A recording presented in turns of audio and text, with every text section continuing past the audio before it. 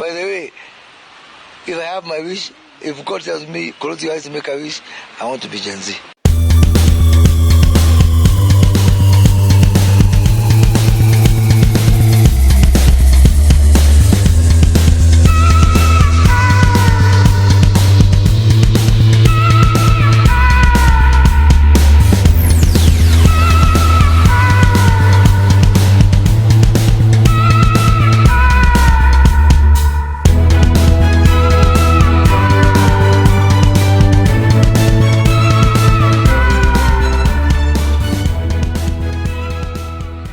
Welcome back to Havana Media. My name is Boniface Owino, and as usual, I'm going to be your host for today. Now, I have got two top stories here to discuss. So, story number one is about the former CS, that is Moses Kuria. Since the CSS were fired, or since the CSS vacated the offices by due to the issue of through the order of the president, that all the CSS were fired and the offices were to be vacated. Yesterday, CS Moses Kuria is the first CS to come out publicly to talk about the Gen Zs and the office and the president, and he was talking about the Gen Zs. And one thing I loved with the Moses Kuria is that he has started coming back to his senses, because initially he was talking about Gen Zs in a negative way, saying that remember when he was talking about the Gen Zs are the Twitter kids, they are the cool kids, all that. He called them all sorts of names. But now yesterday it forced him to bend down and saying that he didn't expect such kind of people to bring revolution in the country. And he even said that he wishes that if at all anything could happen, then he's ready. If at all he's given chance maybe to ask for a wish, he can wish to be a Gen Z. Be calling them the generation of Twitter. I know Uber and fish fingers. That's what I've been calling them, you know. They have proved me wrong. They have proven me wrong, you know. Now, the Uber and fish fingers people have shown me that they can become an important engine of taking this country forward and refocusing this country. By the way, if I have my wish, if God tells me, close your eyes and make a wish, I want to be Gen Z. And I think there is something that according to me, there is something that I've sensed. All these CSS, they think that the reasons why they've not even spoken or they've not even said anything negative about the president, I think they still have got that mindset that they'll still hope for them to occupy these spaces. Somebody like Kithure Kindiki. Kithure Kindiki was a lawyer. So that means that where he was acting as the CS of Interior was a bit difficult for him. Somebody like Murkomen was a lawyer too, and now was given a position of roads and transport. So are you saying all these CSs they were given chances to rule, or maybe to be in the offices where they were not qualified? Their qualification were not allowing them to be in where they were. So I think somebody like Kithure Kindiki can do well as the attorney, as the AG. That is, when talk about now replacing people, then Muturi can be replaced by Kindiki. And I don't know. That is just my thought. But according to the Gen Zs are saying that one thing they don't want is that they will not allow anybody who have served from the former as a CS in any of the government, either former government or was in the government. Whether he served in the Uhuru government, in Kibaki's government. Of course, the Kibaki's government cannot come back right now. So if at all someone served as a CS under Uhuru Kenyatta, and again someone served as CS under William Samoei Ruto in his 2 years period of time, then that person they will not allow to come back to the office. So perhaps they are thinking that they can be brought back to the offices maybe to serve.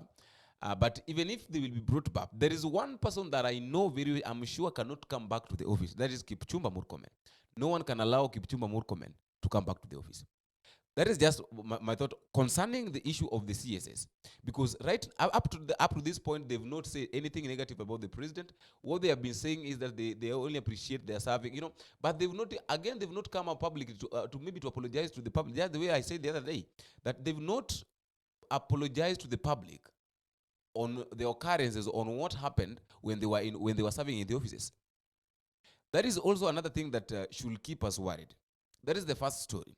The second story is about Pastor Ezekiel. Pastor Ezekiel, again, in his service, he talked about some of the Kenyan leaders who are going, he again mentioned that someone is going to die, and he said that it's not going to be as business as usual, and that someone is going to die. We don't know the person that is going to die, but it's in between these leaders. I think it's either between Kalonzo Musyoka, William Ruto, Raila Odinga. I don't know the third person, but those are the key people that he said that are going to die. I want us to listen to Pastor Ezekiel, and then we come back so that we can wrap up. Huku mbele itakuja kuwa na a protest ya mourning, sababu kuna kuja kufa kiongozi mashuhuri Kenya hii. Hawa viongozi unaoona, mmoja wao anaenda kufa mashuhuri. Atakapokufa itawekwa kwa gazeti. Magazeti itakuwa kilio, darkness. That is a vision. Kuna nyingine niko nayo siwezi nikawaambia. Nikiwaambia sitalala hapa. Lakini si nimesema kabla haijafanyika. I told you, if one is a real servant of God, let him give a prophecy boldly and let us wait. Pastor Ezekiel yesterday during his church service. And I remember there is also another one that you've heard, that is Pastor Ezekiel during his yesterday's service. He's saying that there is someone, there is one person that is going to die. And we remember also there was a time that Pastor Ezekiel talked about, I think it was before the elections. There is something that he said that was going to happen. And he said that people will come for the president if at all he will not give them what they want. Nilitumwa kwa watu wawili wanaopigania urais. Walikuwa wengi, si ndio? Nikaenda kwa mmoja nikamwambia mwenzake, sababu mimi siwezi nikakutana na wao. Kwa sababu gani? Huwa sipendi mtu afikirie nimeenda kutafuta sadaka kwake. So nikamwambia, mwambie mwenzako nimeambiwa na Mungu hivi na hivi na hivi. Akamwambia ngoja nimpigie ukiwa hapa. Akampigia, nikamwambia Mungu anasema ABCD. Akanijibu si vibaya, lakini jibu lake alikuwa suluhisho. Mimi nikamwambia mwenzake amesema lakini hajasema kile ambacho nimeambiwa. Mimi nikachukua ndege yangu nikaja Mombasa. Kile nilimwambia mwenzake kilifanyika. Nikamwambia mwingine hivi na hivi na hivi. Pia sikumwambia yeye, nilimwambia mwenzake, nenda ukamwambia. Kile nilimwambia huyo alifanya kikafanyika. Lakini kabla uchaguzi Mungu aliniambia, niliona vijana wameketi mahali ng'ambo ile wanaongea, lakini ile lugha ikifika kwa wanasiasa hawaelewi. Wanasiasa wanajaribu kuwaelezea, lakini ilikuwa ni vikundi vingapi? Vijana na wazee. So wazee wakijaribu kuambia wanasiasa hawaelewi, so wanasiasa wanawaambia, na wao wanawaambia hapana, sio hivyo, ile tunasema ni hii. Mungu akaniambia, mwanangu, hivi ndivyo wanasiasa na raia walivyo.